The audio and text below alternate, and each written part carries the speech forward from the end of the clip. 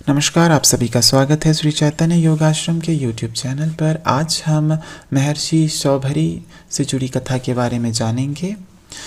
दया की मूर्ति भगवान सौभरी ऋग्वेद के ऋषि हैं।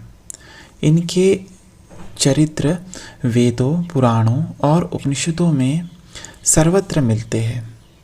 सौभरी संहिता नाम से एक संहिता भी है।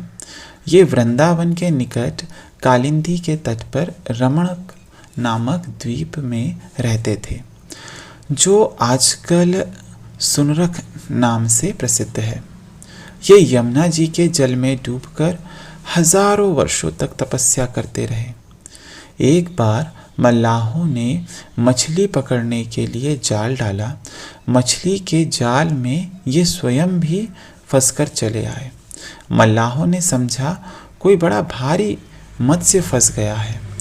उन्होंने ऊपर खींचा तो मालूम हुआ कि ये तो महर्षि सौभरी है।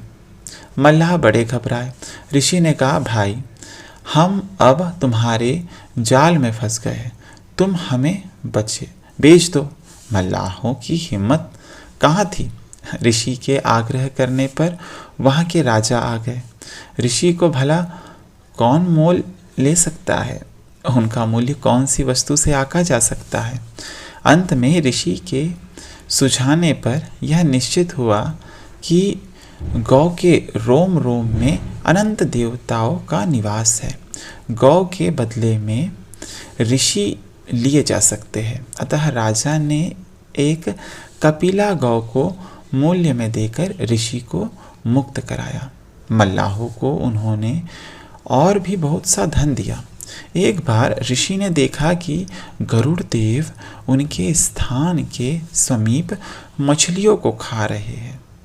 एक बड़ा मत्स्य था, उसे भी वे खाना चाहते थे। ऋषि ने मना किया, किंतु गरुड़ इतने भूखे थे कि उन्होंने ऋषि की बात पर ध्यान ही नहीं दिया। मत्स्य के बालक तड़पने लगे। महर्षि को बड़ी करुणा आई और उन्होंने गरुड़ को लक्ष्य करके श्राप दिया कि आज से यदि गरुड़ यहाँ आकर किसी भी जीव को खाएगा तो उसकी मृत्यु उसी क्षण हो जाएगी। यह मैं सत्य सत्य कहता हूँ। उस दिन से उनके समीप का समस्त स्थान हिंसा शून्य बन गया।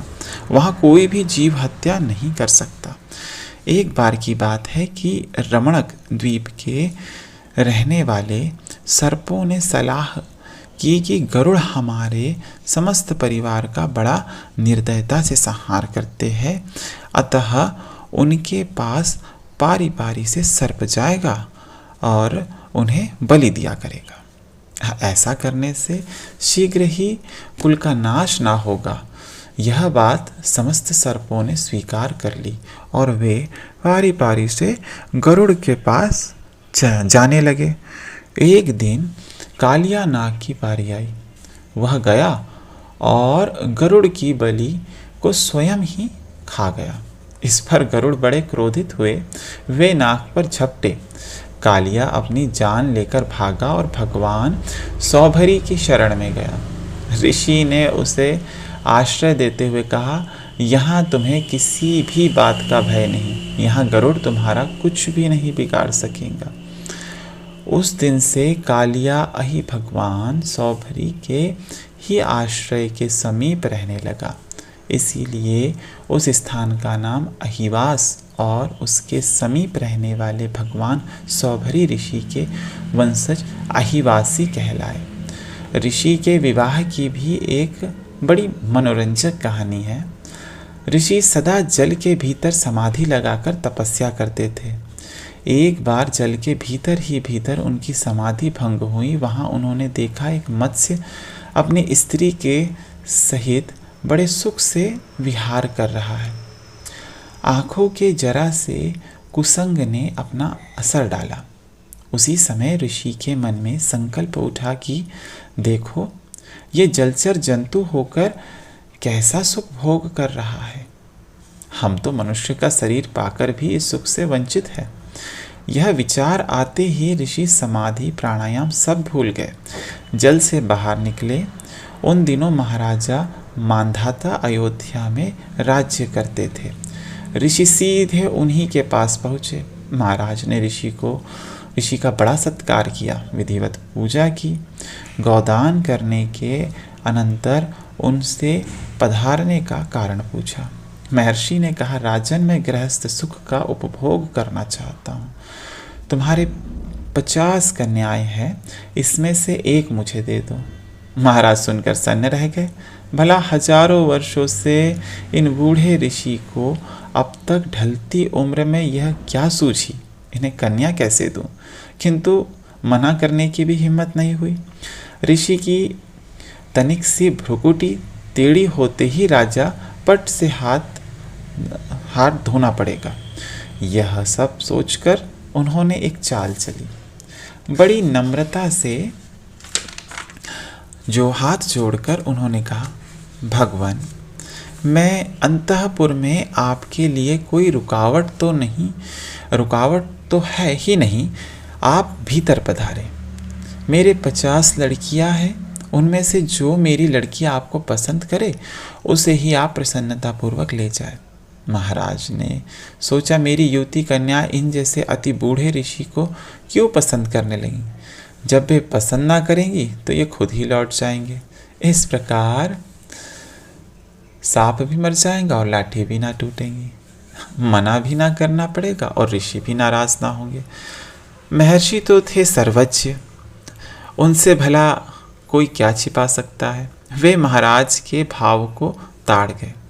तपस्या के बल से वे नई सृष्टि रच सकते थे। उन्होंने झट से अपना रूप परम सुंदर युवावस्था संपन्न बना लिया। रनवास में जाते ही रानी का वास जो होता है, अंतःपुर में जाती 50 की 50 कन्याएं उन पर मुग्ध हो गई। राजा को अब क्या आपत्ति थी, 50 कन्याएं ऋषि के अर्पण कर दी। उन सबको लेकर महर्षि अपने आश्रम पर आए। विश्वकर्मा को आज्ञा दी, बहुत जल्द 50 महल बने। फिर क्या था, बात की बात में समस्त स्वर्गीय सुख से युक्त 50 महल बन गए। उनमें सब प्रकार की सुख भोग की सामग्रियां थी। योग बल से 50 रूप बनाकर ऋषि उनके साथ गृहस्थ सुख का उपभोग करने लगे। प्रत्येक के 10-10 पुत्र हुए। उन पुत्रों के भी पुत्र हो गए। बड़ा परिवार होने से भांति भांति के झंझटे, भांति भांति के नित्य नई उपाधियां होने लगी। अब तो ऋषि को होश हुआ, अरे यह मैंने क्या किया। तनिक देर विषयी मत्स्य का संसर्ग होने से मैं भी विषयी बन गया। विषयों के क्षण भर के संग का ऐसा दुष्प्रभाव। यह सोचते ही वे चिल्लाकर कहने लगे, अरे यह मेरा पतन को तो देखो। मैं व्रत में तत्पर सच्चरित्र तपस्वी था।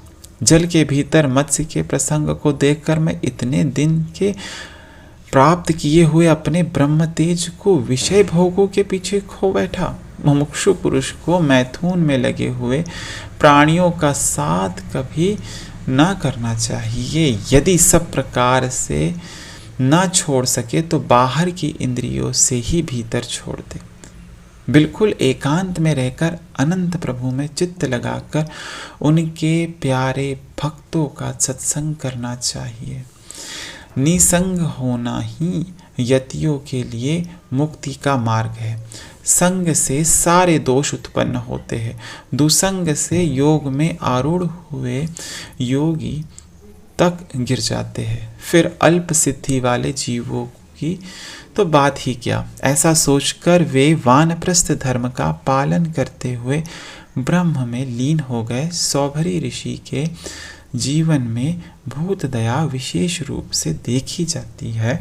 वे प्राणियों को दुखी नहीं देख सकते थे। प्राणी मात्र के प्रति दया के भाव रखना यही तो सच्ची साधुता है।